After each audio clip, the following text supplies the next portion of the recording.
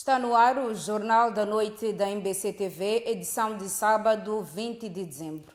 Vamos às notícias que marcam a atualidade nacional. O presidente da República, Daniel Chapo, afirmou esta sexta-feira em Maputo que o país encerra o ano de 2025 com desafios relevantes, mas também ganhos importantes nos domínios da paz, da estabilidade política e da retoma econômica.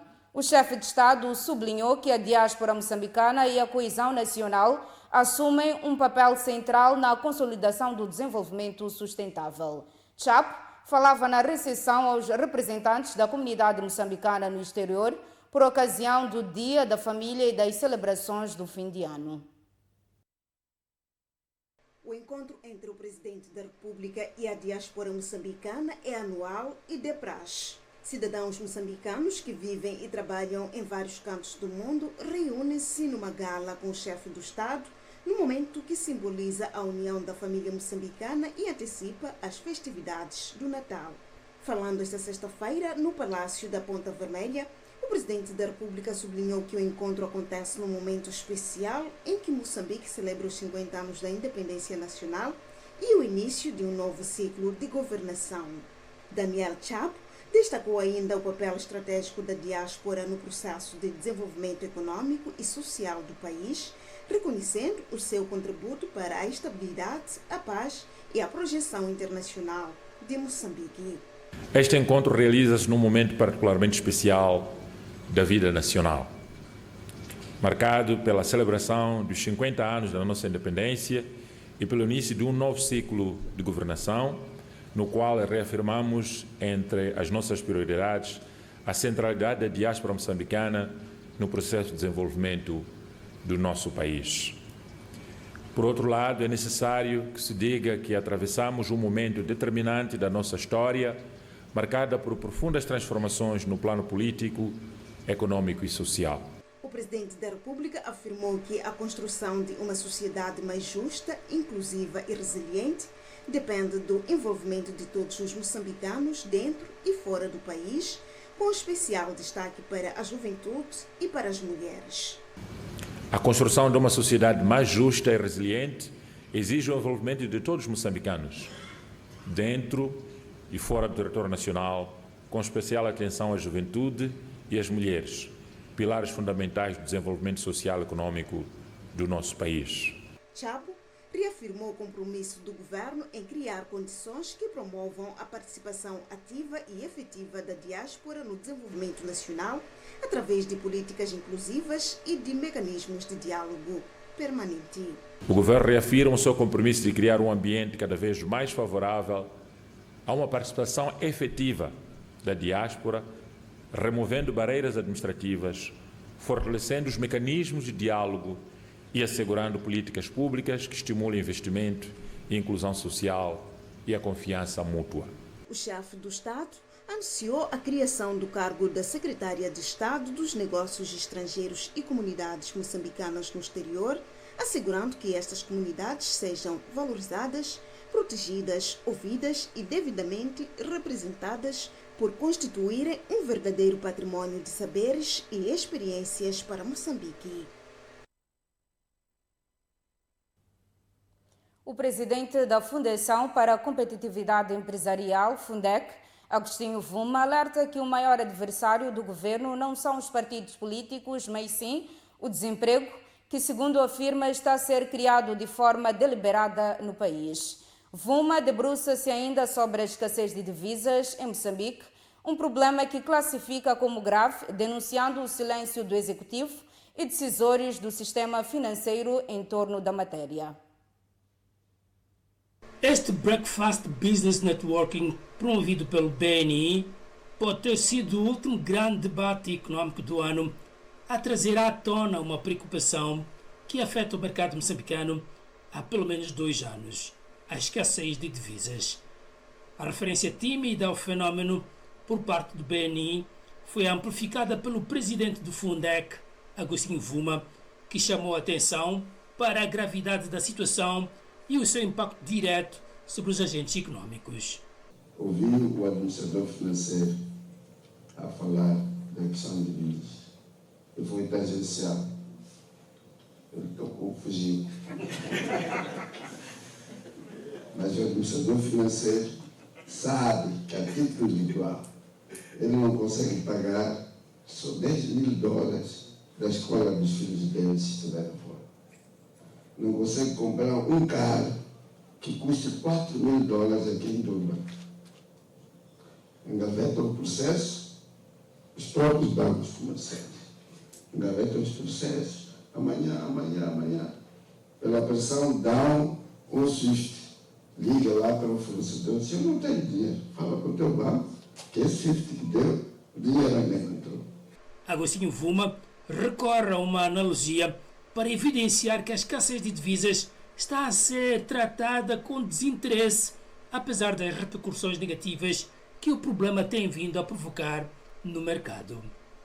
Agora, mas não é que nós, quando temos uma enfermidade qualquer, acidente, ou estamos a perder sangue, uma das coisas que nós todos aprendemos é que qualquer médico vai querer estancar o sangue primeiro.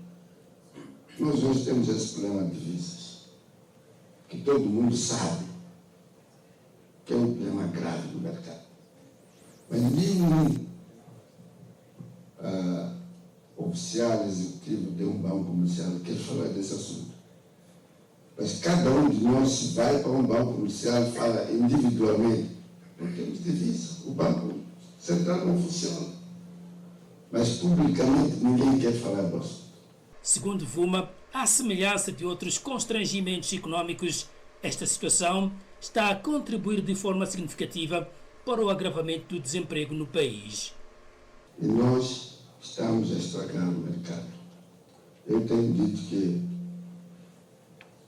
o grande adversário do nosso governo, que está a tornar inimigo, não é necessariamente os partidos de oposição, não são necessariamente os partidos de oposição, mas é o desemprego que nós estamos a promover de forma indireta.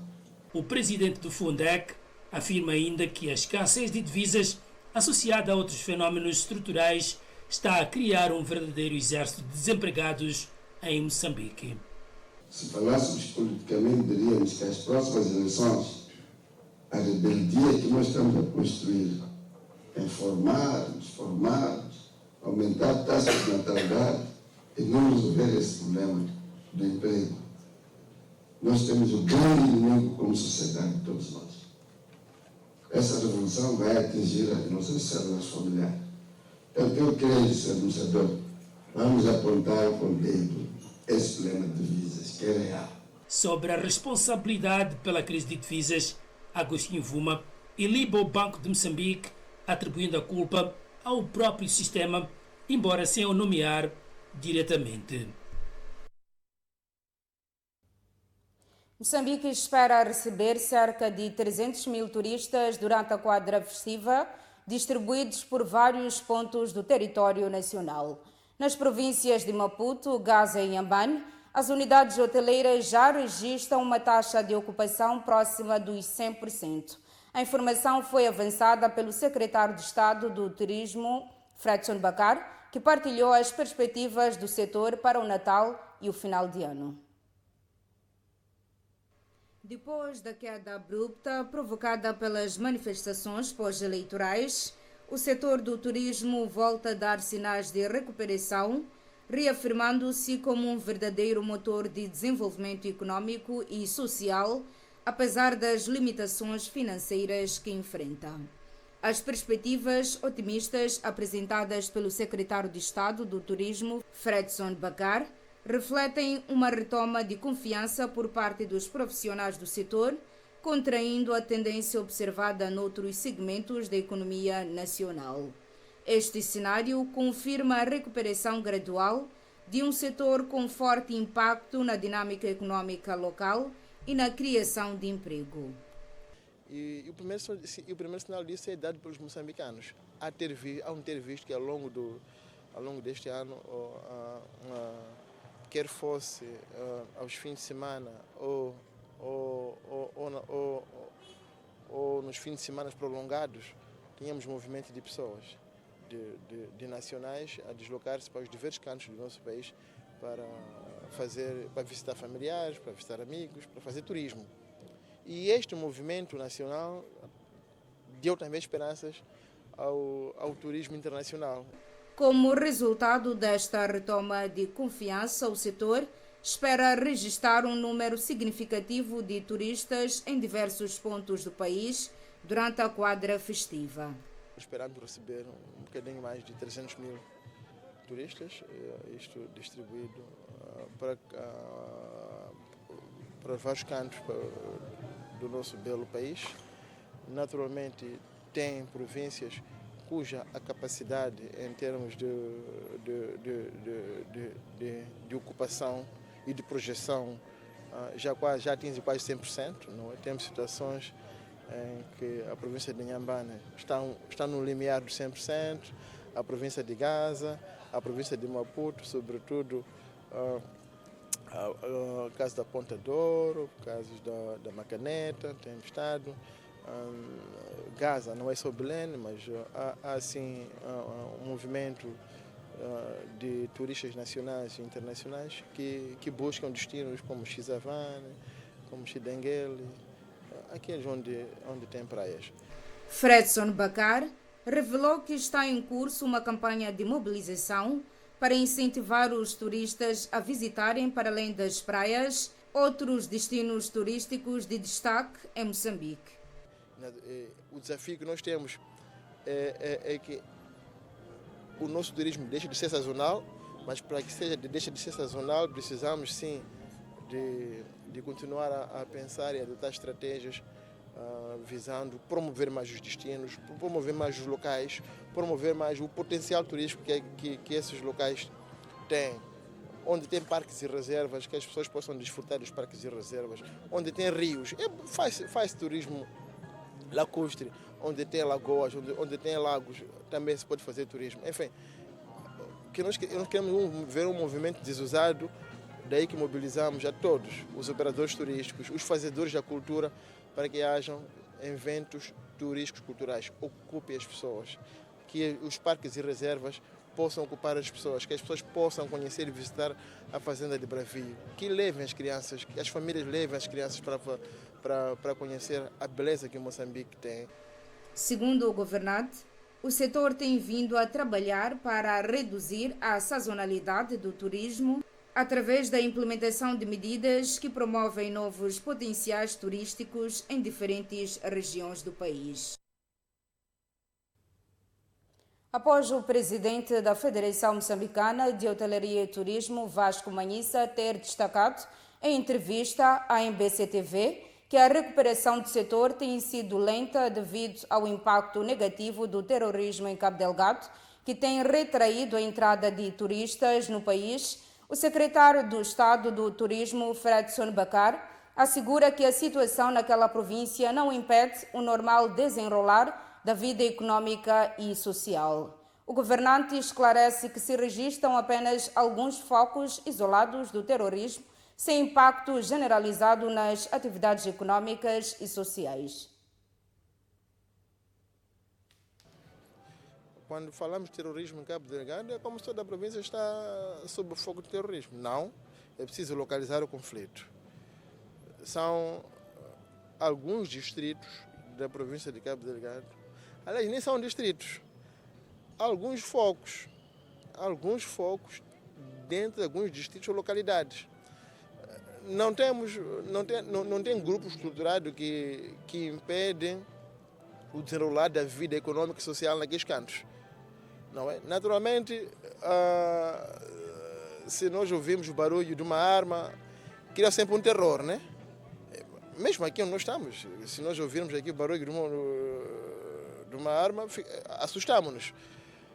Mas no cômputo geral, reiterando aquilo que tem sido as comunicações das forças de defesa e segurança, grande parte da província de Cabo Delgado se não toda ela, está segura. E há movimento de pessoas e bens. Naturalmente, há locais que é sempre a cautela, porque o terrorismo acaba de um dia para outro. Dizer que está normal significava dizer que, por exemplo, o arquipélago das Quirimbas, que tem as suas 32 ilhas, todo mundo ir para lá. Todo mundo pode ir para lá à vontade. Não é bem assim. Tem zonas de algumas ilhas do arquipélago que podem ser visitadas.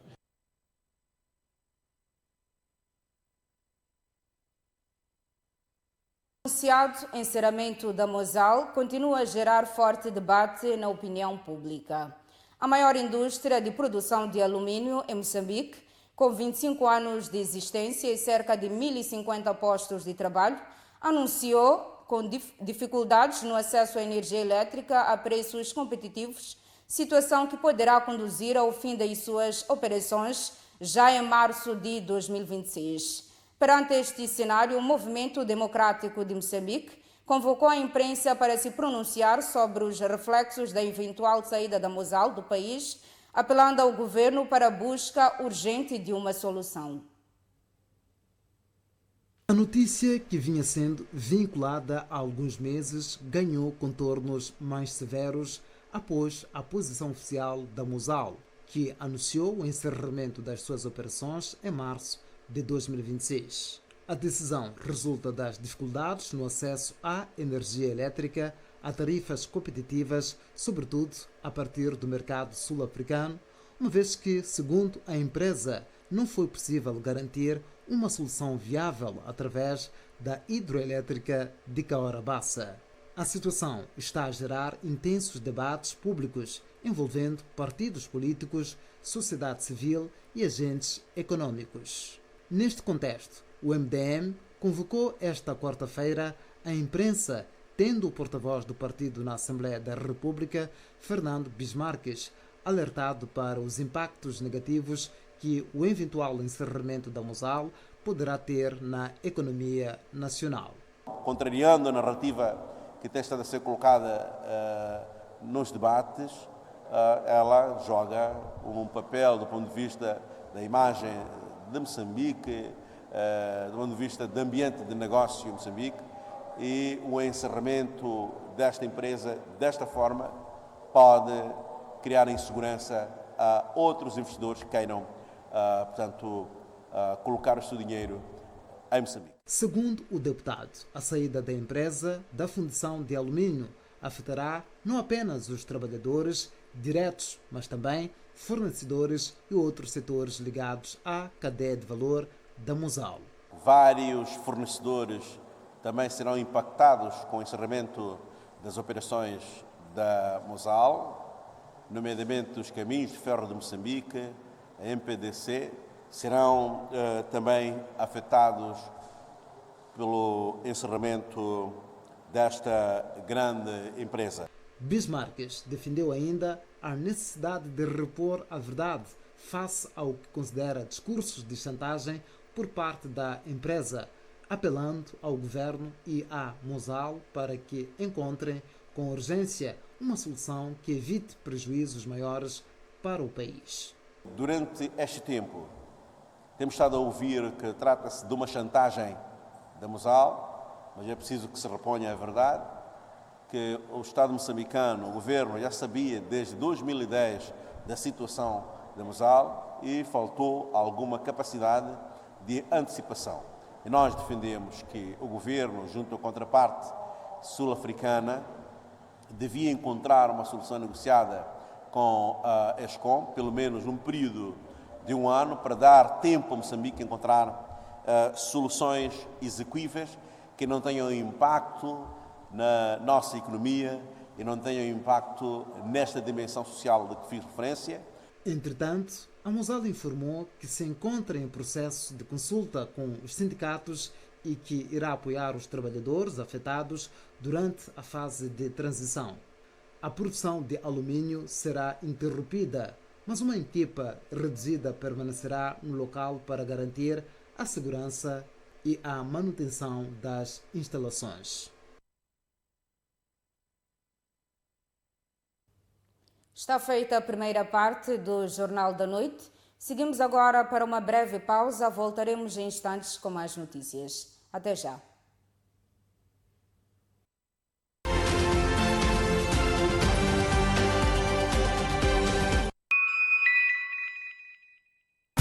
Na TMT, quem recarrega sobe de nível e de diversão. De 15 de novembro a 15 de janeiro, renove o seu pacote mensal e receba o pacote seguinte. Ao recarregar o pacote clássico, recebes mais 5 dias de bónus para se divertir com o Moçambola, La Liga, Gangues de Manila, no canal Novela P, filmes imperdíveis, programas infantis educativos e muito mais. TMT, a TV digital das famílias moçambicanas. No coração de Ponta Malongane, entre a natureza e o mar, existe um refúgio pensando nas famílias. Bruma Homes, uma casa de praia para quem valoriza conforto, sofisticação e momentos de qualidade. Cada estadia é uma oportunidade de viver o melhor da vida e colecionar memórias inesquecíveis. Reserve já a sua experiência em família na Bruma Homes Malungane. WhatsApp 86 95 18 89 0. E-mail brumahomesmalungane@gmail.com. Instagram @brumahomes_malungane. Um elemento essencial para a vida. A água é criada pela natureza. Mas nós garantimos um rigoroso processo de filtragem para mais alta qualidade para você e sua família com tecnologia de ponta. Para lhe oferecer uma experiência única de hidratação. Sinta a diferença na pureza e no sabor. Pura, leva-me contigo. Disponível nos melhores estabelecimentos comerciais. Fonte Pura. Há momentos que não se repetem. Um riso partilhado, uma conversa inesperada, um olhar que diz tudo. E por detrás de cada gesto, há sempre uma ligação que mantém as pessoas próximas, mesmo quando estão longe. Mais internet para sentir cada presença. Mais televisão para juntar histórias. Mais voz para ouvir o que o coração reconhece. Porque quando estamos ligados, tudo ganha mais sentido. Uplay, celebramos a tua melhor conexão. TV Cabo, sempre ligados. Onde posso comprar títulos? Através dos operadores de bolsa.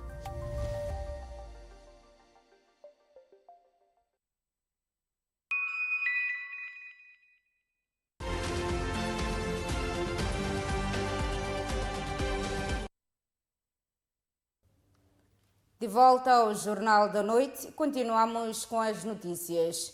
O economista Adriano Nhambona avalia de forma positiva o discurso do Presidente da República, Daniel Chapo, no que diz respeito aos aspectos econômicos, mas critica a insistência do impacto negativo das manifestações, considerando o argumento repetitivo, uma vez que os protestos cessaram há bastante tempo.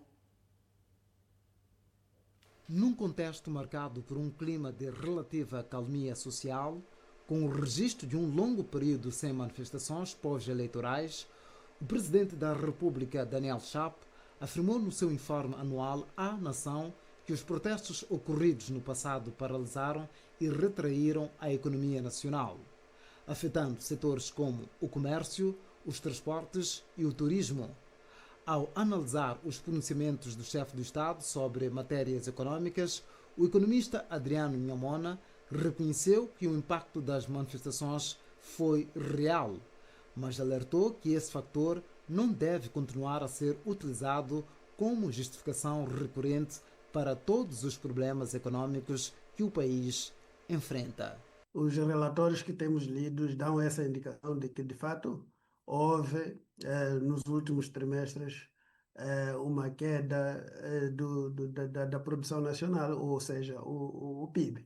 A afirmação tem a sua razão de ser e penso que, de forma justa, se também entendemos que exatamente estas ocorreram no momento em que ele estava praticamente para iniciar o mandato ou iniciar o seu mandato. Então, ele não herdou uma economia saudável, mas não pode ser uma justificação contínua, não é? As manifestações pararam, o país continua. Então, políticas têm que ser tomadas por forma que possa-se alavancar o desempenho da economia.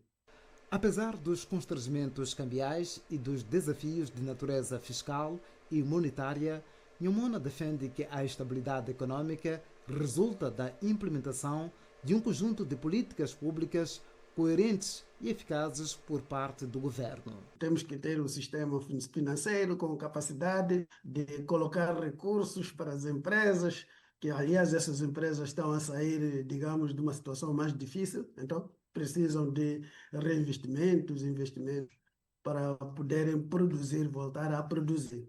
E aqueles que são novos entrantes também precisam de recursos e necessitam de ambiente no sentido político e no sentido econômico, que sejam atrativas para o funcionamento da economia. Num outro desenvolvimento, o economista comentou as medidas recentemente anunciadas pelo Ministério da Economia destinadas a estimular a produção nacional e a reduzir a dependência das importações. Vejo a medida como uma salvaguarda, não é, do nosso tecido empresarial. Aliás, quando nós estamos a importar qualquer tipo de produto, estamos mesmo a usar aqueles recursos que precisamos para talvez importarmos aquilo que de outra forma não podemos ter. Então, há que fazer esforço interno para poupar essas divisas, por forma que sejam aplicadas para outros bens que nós precisamos para a nossa sobrevivência. Para Adriano Nyamona, a consolidação da paz, aliada a políticas públicas adequadas, pode empoderar a economia local e criar bases sólidas para o crescimento sustentável. Segundo o economista, estes são os pilares fundamentais para que o país consiga ultrapassar os desafios econômicos atuais. O professor e filósofo Severino Nguenha defende que o futuro de Moçambique exige um profundo exercício de reflexão ancorado no percurso histórico do país para recuperar valores de justiça, comunidade e pátria que marcaram a Primeira República sem comprometer as liberdades então conquistadas. Segundo Nguenha, a edificação de uma nova república onde a justiça e liberdade caminhem lado a lado poderá permitir a correção dos erros do passado e a valorização dos princípios positivos construídos pelos moçambicanos ao longo da sua história. As declarações foram feitas durante o programa 50 anos de independência, que passa logo após este jornal. O futuro do Moçambique tem que ser um repensar Moçambique a partir do nosso próprio histórico e tentar recuperar aqueles valores de justiça, de comunidade, de pátria que tínhamos na Primeira República, sem sacrificarmos as liberdades conquistadas na Segunda República. Este é um exercício enorme que pode e tem que ser feito, e pode ser feito por quê? Porque eu não estou a convocar as ideologias da Europa, da América, da Rússia ou da China, estou a olhar para o nosso percurso histórico e dizendo que nós tivemos de 75 aos anos 90 um país em que tinha valor justiça como um espectro fundamental e temos agora uma república que dá aso à liberdade, é por isso que estamos aqui numa televisão privada, mas esqueceu a justiça. Se nós conseguirmos tentar equacionar, criar uma república nova, em que valores da justiça e valores da liberdade podem ser equacionados e rimar juntos, então sim, podemos recuperar a nossa caminhada, ratificando os nossos erros e potenciando os valores positivos que nós próprios construímos, que nós próprios vivemos. É sábado e temos a opinião de Elísio Macamo. Hoje, o sociólogo fala da incapacidade política de se aprender com a crítica.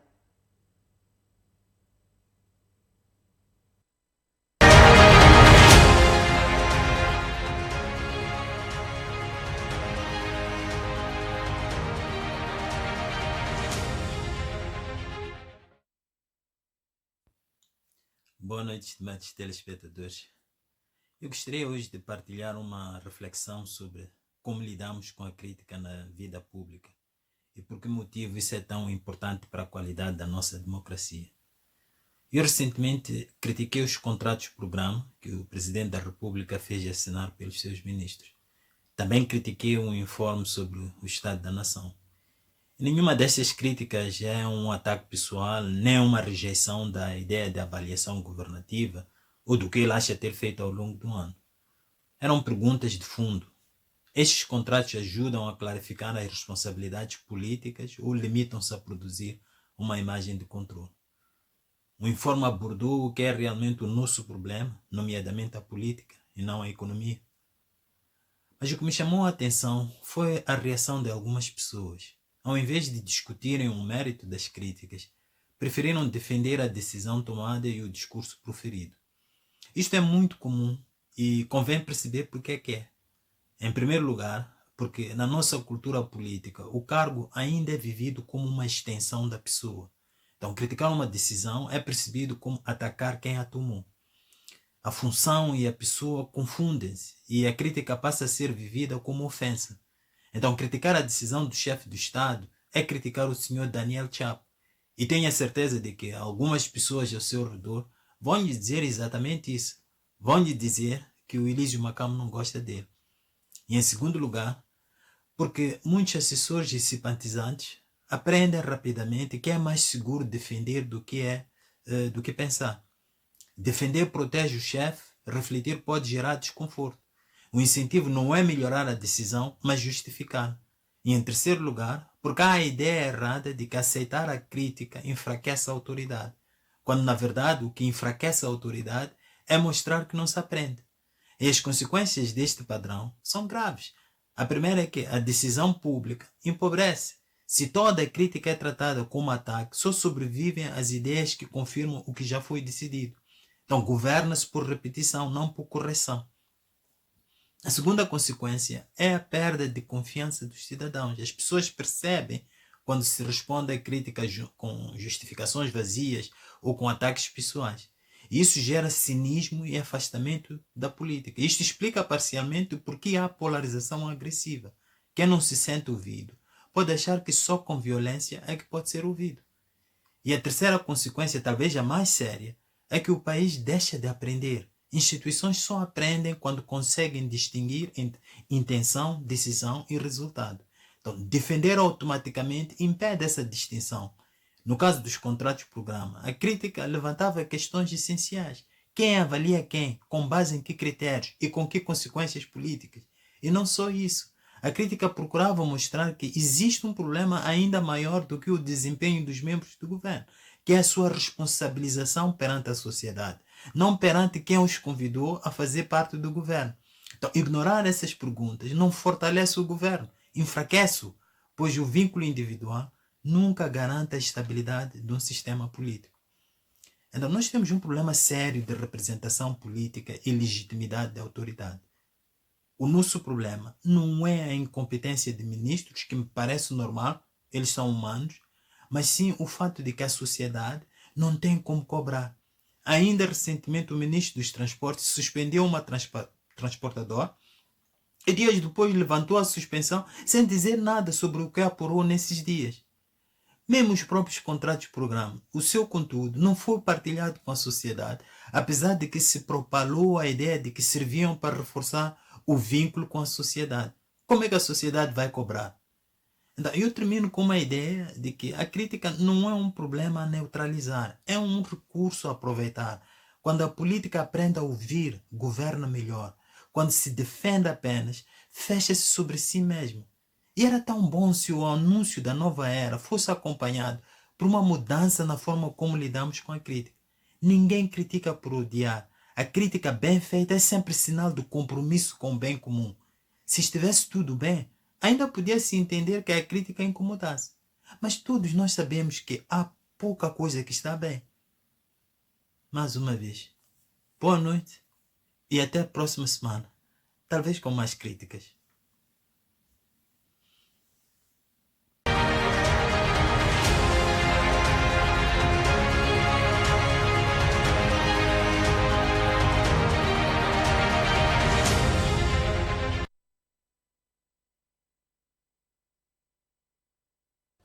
E com as críticas do sociólogo Elísio Macamo, damos por encerrada a edição deste Jornal da Noite. Continue ligado à MBC TV e acompanhe a seguir o programa Moçambique 50 anos.